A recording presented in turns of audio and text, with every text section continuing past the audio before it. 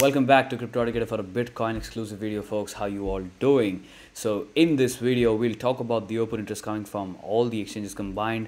We'll take a look at the price action with the funding, guys. This is something quite interesting we have to look at, right? And then we'll talk about what happens next in the small to mid time frames. Then we got the bigger time frame analysis as well, guys. We'll take a look at the monthly and all the moving averages. Then we'll talk about Super Guppy indicator as well, and then some fundamental facts and figures about Bitcoin, guys. So without any further ado, let's jump onto the open interest. Right now, what is happening in the price action is that everything is consolidation, guys. The only reason is that the open interest is still making new highs. As you can see right here, the entire month of October was new highs on open interest. Essentially, that means that new money on Bitcoin futures market. Right now, essentially, guys, we saw this kind of signature last time somewhere alongside these regions, if I remember it clearly. We were kind of clearing the October 2020 zones to the upside. Something like this is what happened, guys. I'm quite sure that the pattern is not relevant as of now, but there you go. As you can see right here, once the open interest kind of gets over the consolidation, you go through a lot of volatile behavior in the price action combined with the open interest, but the overall direction in the market simply stays to be towards the upside. This is similar kind of thing we are looking at the market once again, guys. So the macro things, the macro picture, the macro futures open interest for Bitcoin is still okay. Essentially, still new money is flowing and still new money is trying to long Bitcoin on leverage, right? So essentially, is that good for Bitcoin?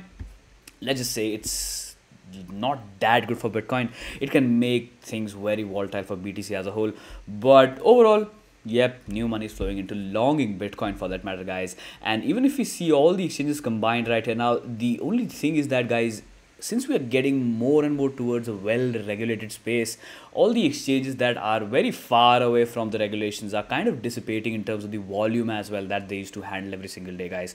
So you can see that something like Huobi or BitGet or something like that, guys, the exchanges that are not really compliant with, I don't know, maybe Chicago Futures Trading Commission or something like that, these exchanges are probably going to have a difficult time proceeding forwards, guys. So if Binance or Deribit or FTX or something like that keeps on complying with all the regulators, maybe the open interest will kind of gravitate into more regulated exchanges rather than, you know, something which is unregulated for that matter, right? So with that said, guys, let's take a look at the funding indicator that has always proven out to be very freaking nice, guys, pointing out most of the bottoms, to be honest with you, right? I can just close my eyes and I can talk about every single low being your negative funding zones, and as soon as your negative funding zones are essentially translating into a bullish price action, you see a follow through in the price action structure going to the upside, right?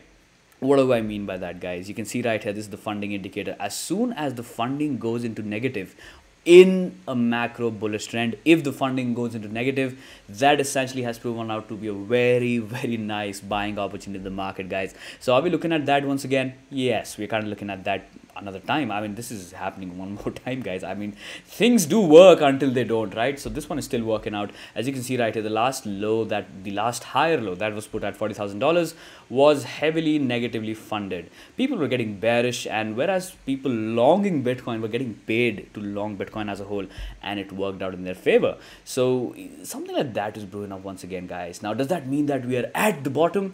We might be. We're going to be talking about that in the small time frame analysis.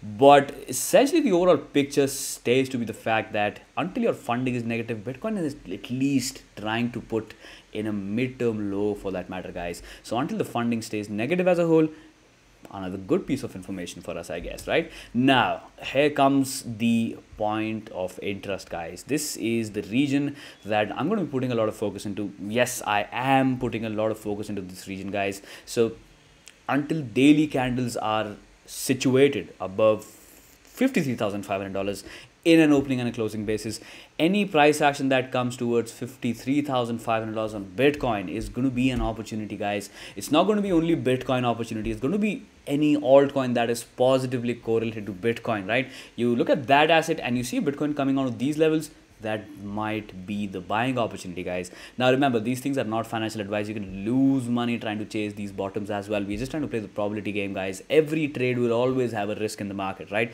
Nothing is risk free in life, folks. Even if you try to breathe some air, it's not going to be risk free, guys. I can just affirm this to you guys by living in NCR. This is fucking horrendous, guys. I mean, for anybody who's dealing with sinusitis, it's just hell, folks. I mean, it's just pollution. It is what it is. So nothing comes without a risk in life as a whole. So even trading Bitcoin and making profits in crypto markets will not come without a risk, right? I mean, essentially, we're looking at a potential range bound situation as we are getting sold off with this trend line again and again. So until you're resolving the squeeze to the upside, most likely Bitcoin will be squeezed beneath some key levels. And well, in the first pass, we can expect the price to get picked up at $53,500, and then we'll evaluate what happens next, guys. But to be honest with you, this point is quite relevant, guys. Even in terms of the structure as well, the price action structure is telling us that you have all the relevancy happening on these levels. So if we lose this level to the downside, that could extrapolate into more bearishness in the market, guys. Overall bearishness in the market as a whole, right? So I'm going to be watching out for $53,500 at first. I do believe that this is a big critical point for Bitcoin in the small to mid time frames. Okay, guys, what do we have next? We have Bitcoin on the monthly time frame right here.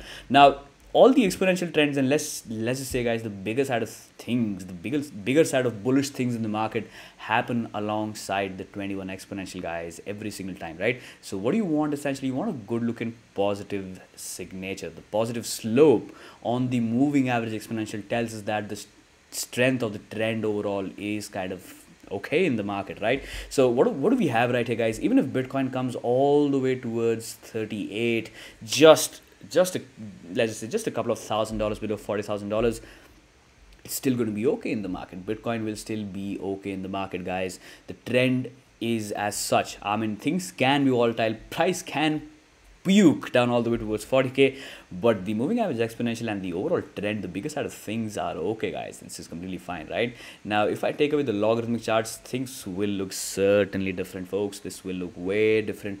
Now the only reason why I use log charts is because if I'm trying to do any long-term analysis, if I'm trying to figure out the bigger side of things, logarithmic charts will play out better. They'll give you better information for good, and essentially it's kind of easy on the eyes as well, right? I mean, you can't really chart this volatile asset on an arithmetic scale for that matter, right? I mean, you'll have to zoom in and out every single time, folks. I mean, just coming from this entire consolidation, the size of the candles was just freaking insane as compared to whatever's happening right here.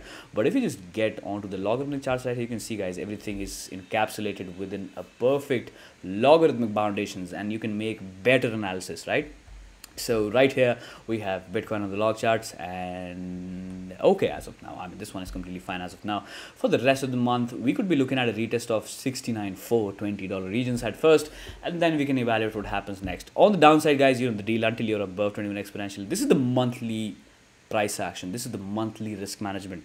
I would like to believe that the bigger hedge funds, the bigger players in the market, will be managing bigger side of the risks as well. As the trend stays above 21 exponential, things will be good. If the trend breaks down below 21 exponential on the monthly time frame itself, then things might change for good, guys. Then we could be looking at a bigger consolidation phase coming for Bitcoin, maybe for a year or something like that.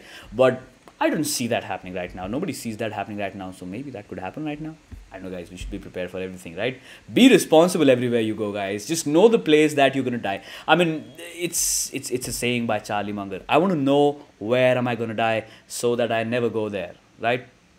So don't overinvest in anything, guys, into anything, right?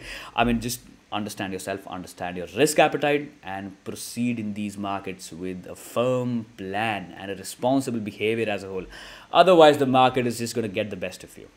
With that said, guys, let's take a look at the Guppy indicator on the 3-day time frame. You can see right here, the bottom side of the Guppy as of now is coming in at $50,000, guys. $50,000 is where the Guppy tells us that the bottom might be formulated over there, right? But essentially, as far as you're holding $53,500 levels, we might not even test the current bottom side of the Guppy, guys, because you can see right here with every 3-day candle, the Guppy is kind of shifting to the upside by a couple of hundreds of dollars, guys. So if the price action stays above $54,000 for, let's just say, a couple of weeks or something like that, the lower side of Guppy will catch up to this low right here, guys. This is something which I would be looking forward to if Bitcoin stays sideways. That essentially is good news for various moving averages catching up to the price action as well.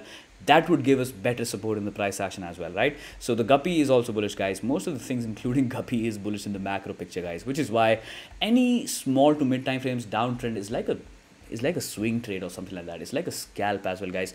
I mean, in this extreme small time frames, you can go for stop loss hunts as well. I'll leave the link somewhere here. You can check that video out, guys. All about stop loss hunt strategies in the market, right? So check that video out. I think it's going to work out, guys. If you're trading the extreme small time frames, trade the small time frames with cautions as well, right? I mean, Guppy right here, not much to conclude, but until you're above $50,000, according to Guppy, the trend is going to be certainly okay in the market, guys. With that said, let's talk about some fundamental stuff in the market for Bitcoin itself, guys. Now, I'm sure a lot of you must be familiar with this word right here. It's called SegWit, guys. SegWit is a layer 2 scaling solution for Bitcoin. Essentially, it's a wonder, guys. It's pretty much useful, to be honest with you, right? I mean, if you just let the layer 0 protocol, if you let the Bitcoin blockchain handle your transactions, you know the freaking deal, guys. Every transaction is going to cost you more than 20, 30, 40, 50 or something like that dollars, right? Every single transaction is going to cost you that.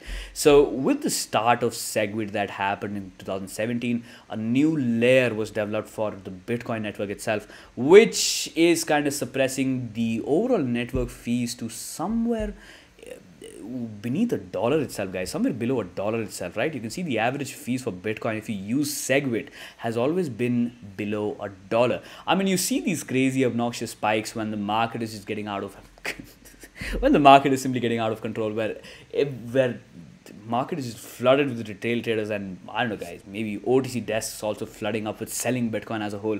So that is when market kind of gets out of hand, out of control. But the overall picture right here, the blue line, guys, I'm talking about the blue line right here, the fees, the overall fees, just because of SegWit, I mean, essentially if you use SegWit, will be below $1.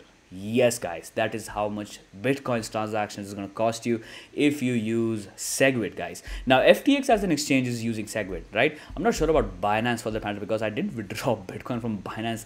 I've not used Binance for Bitcoin trading for, I don't know, guys, a couple of years or something like that. But what I can affirm right here is that FTX uses SegWit.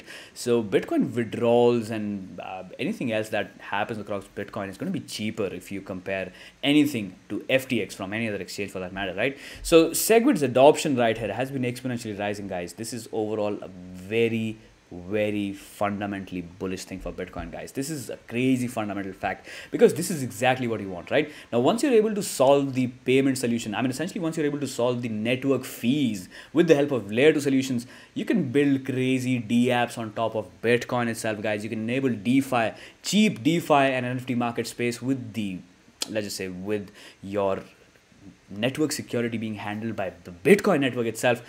Would be crazy for good, guys. So things like SegWit and also Lightning Network for us, guys, right here, both of these things are kind of improving the Bitcoin network, are scaling the Bitcoin network in terms of the payments as well. So this tells us that the fundamental things that are brewing up for Bitcoin blockchain as a whole are certainly way beyond the technicals as well, folks. I mean, to be honest with you right here, just take a look at this one. Ever since January 2021, it's been an year right here, and the network capacity, the Lightning network capacity, has been on an exponential rise, guys. This is what we want to see right here. I mean, sometimes it's good to talk about fundamentals as well. So Lightning Network and SegWit is something that I do have my eyes on, and most likely this is the best layer 2 solution for Bitcoin itself.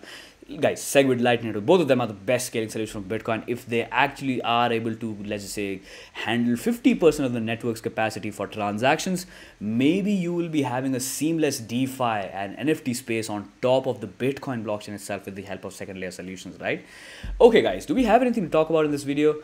I think we are pretty much done right here. I hope you found out value from this content. If you did, hit that bell, subscribe, like, good things, guys. Just share this video as much as you can, and I will catch all of you pretty soon. Bye for now.